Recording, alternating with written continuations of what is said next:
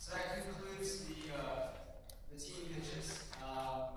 Now, the judges, if you can leave your things there, Sonny will escort you to the judging room. And we have some words from our sponsor. So today would not be possible without the support of a lot of great sponsors. Turkish Airlines is our platinum sponsor. Venture Generation is also been a big sponsor. Justa, Nova Nordis, PricewaterhouseCoopers, and also our media sponsors, Antagon News and The Bridge. So I'd really like to thank all the sponsors and a round of applause for them.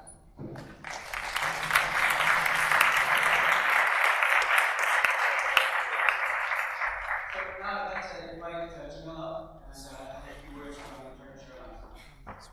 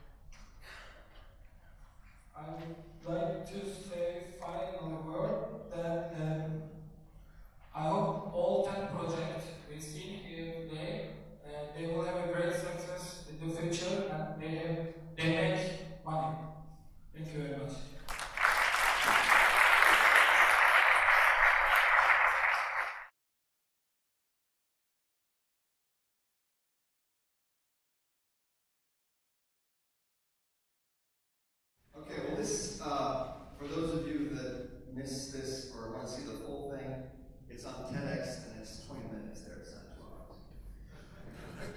All right, let's get started.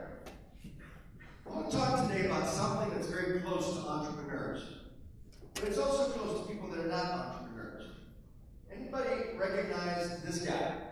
I'll give you a hint. He did not get married in Venice a couple of months ago.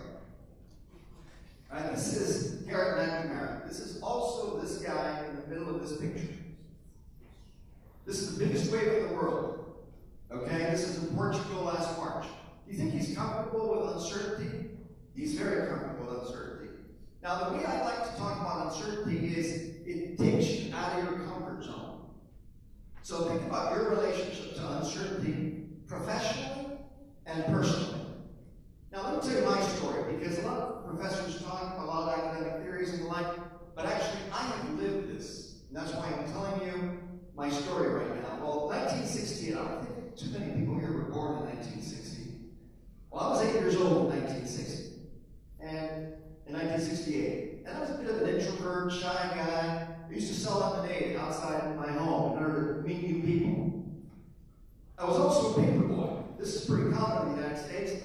Well, in LA, where I was growing up in California, every day at 5:30 in the morning, a truck would leave a bunch of papers, and my mother and I would put rubber bands around the papers, and I'd deliver the paper. Now, this is not a picture of me, all right? Because they didn't have digital cameras back then. But I looked like this, all right? This is 1984. I had long hair, I had a mustache, and I had glasses. Look at my curriculum. BA in mathematics, master's work in computer science.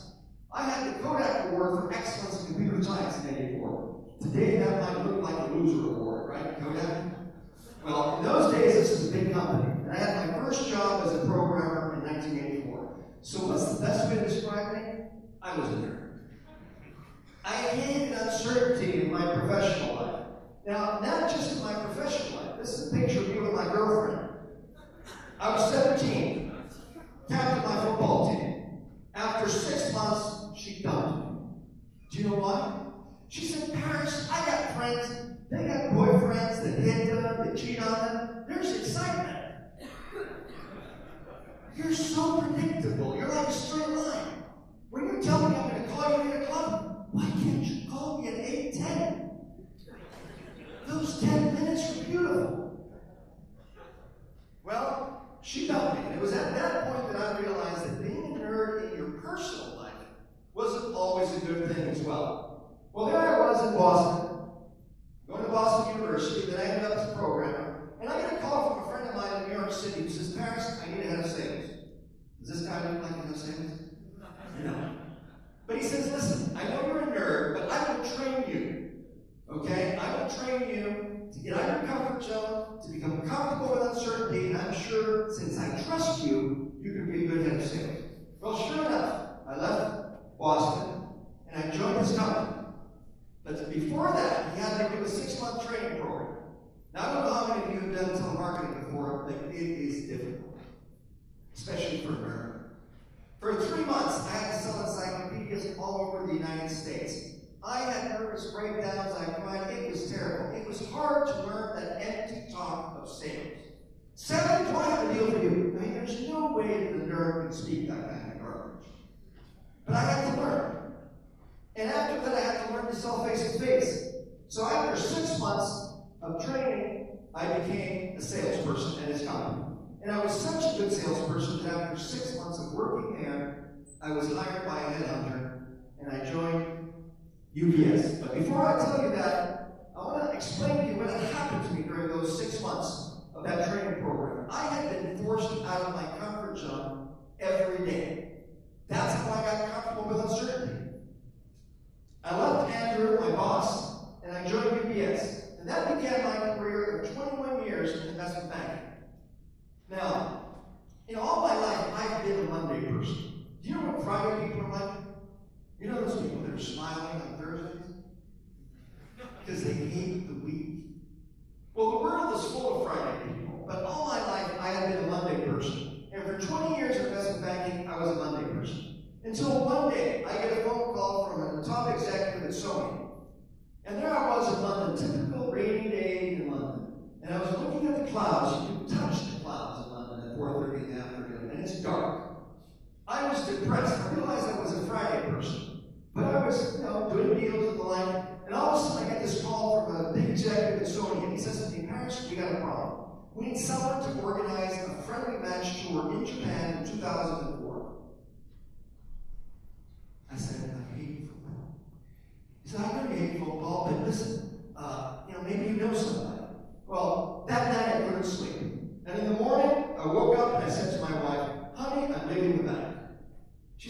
where are you going? Goldman Sachs, Morgan Stanley. I said, no, I'm becoming a sports marketing professional. She said, what have you been smoking? I said, I'm not passionate about my work. She didn't talk to me for 3 days, and after 3 days, she said to me, listen, all right, I don't know what this passion about work is all about, but I suppose there are worse passions than could have hit you. In any case, I decided to quit. And I did. I turned 42. I realized I was a Friday person. I resigned from the bank. And sure enough, in 2004, I took the Valencia football team to Japan. Now, nobody knew Valencia in Japan. So what did I do? I brought Koyuki, the actress from The Last Samurai. Remember that movie? That's her. I took it to Valencia. All of Japan got to see this. And this turned out to be a very successful pre-season tour in Japan in 2004. Well, it was so successful that in 2005, 6, and 8, I took Barcelona to Japan. Look at the smile on that nerd's face. I was alive again. Now, I was making a fraction of the money I was making as a banker, but I was alive.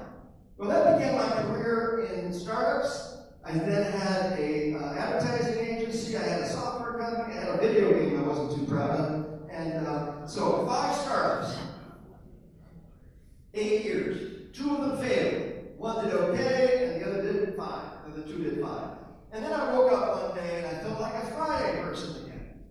So I went to my wife, and I said, honey, I'm a big entrepreneur. She says, what are you going to do? I said, I'm going to become a professor. She said, a professor? Paris people, when they change careers, they usually make more money. You have gone from investment banking to being an entrepreneur where you never knew when the money was going to come, and now you want to be a professor. I have never made so little money in my life. But you know what? I'm happy. Now, you might want to ask yourself, why did I become a professor in? Well, I decided to do something that I was very good at, which was people's relationship to uncertainty. Okay? So I studied what I call quants. People who struggle with ambiguity and uncertainty. These are the traits of quants. They don't like leaving their professional comfort zones. They have a closed mind sometimes. They're usually mathematical. They're obsessed with objectivity. Most of you here are probably quants.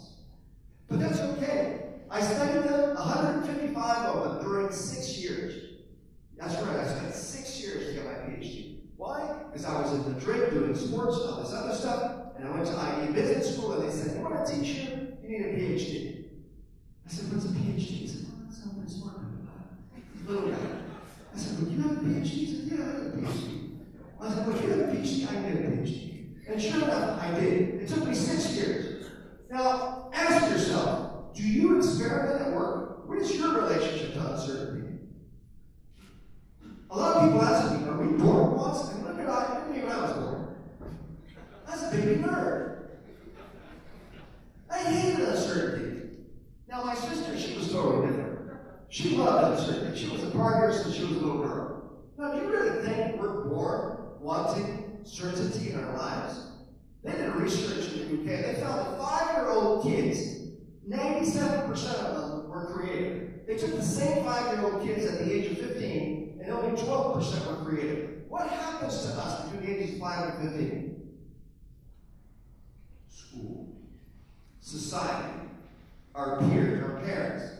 Now, we're not looking for certainty as a child. No way. We're very comfortable with uncertainty.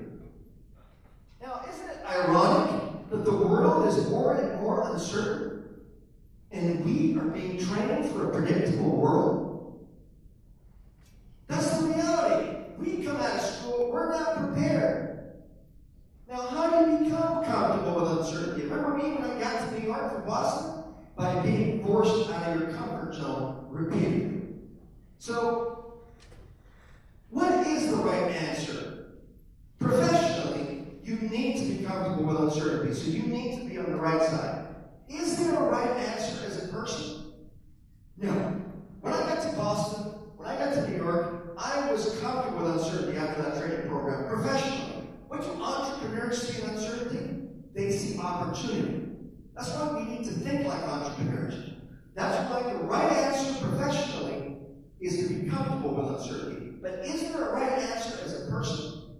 Do you think I was less of a nerd as a person in New York City? No.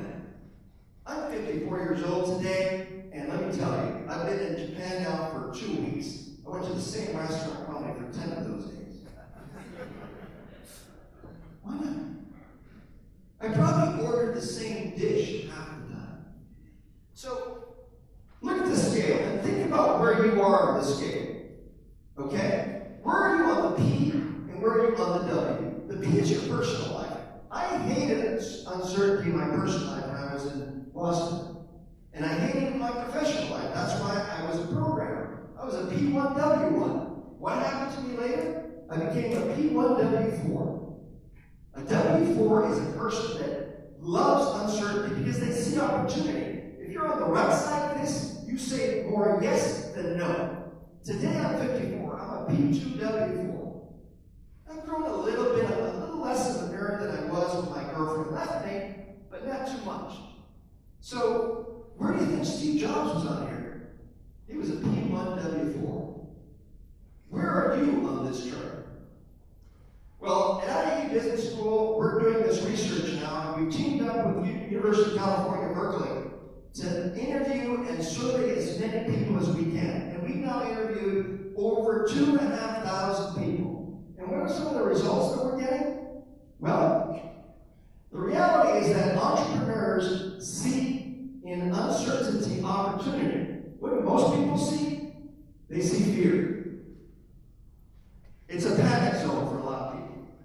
Now, as I said, we've interviewed now over 2,500. When we started this research, it was 1,000. And what did we find? This is the interesting thing. Out of the 2,500 people we interviewed, those that were innovators and entrepreneurs, those that were W3s and W4s, guess where they were on their personal lives? P1, P2. Now, does that make sense? Sure it makes sense. Because life is a balance for many people. 80% of people today that are entrepreneurs or innovators, according to our research, are P1, P2s. So think about where you are. Why do you need to be a W3 or W4? Because the world is more and more uncertain. Where do you need to be on the P scale? It doesn't matter. Don't let anybody tell you you need to change as a person. Why is this important research? Because too many of us are convinced that our personality, that our character, conditions who we can be professionally. It doesn't. We've now done 8 years of this research, and it does not matter.